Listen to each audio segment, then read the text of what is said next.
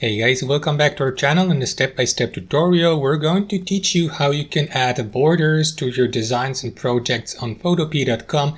Even as a complete beginner, it is super intuitive and super beginner friendly, guys. And we're going to guide you through this step by step. So with that in mind, drop a like and let us get started. Alright guys, so let's assume I would like to add a border to a design, to an example design like that. Here, all you need to do is select the rectangle tool here on the left panel. You will find it somewhere here at the bottom. You may also use the shortcut U for that. So select it with your left mouse and simply start drawing your border, starting in the very top left corner of that white plain background and ending here in the bottom right corner, just like that. However guys, if you draw a rectangle like that, it will not serve as a border but simply cover the entire space, which we don't want to occur. So what you want to do before you draw your rectangle with your mouse is make a couple of adjustments. First, what you want to do guys is, while having the rectangle tool selected, is select fill or click on fill here at the top and switch from a color fill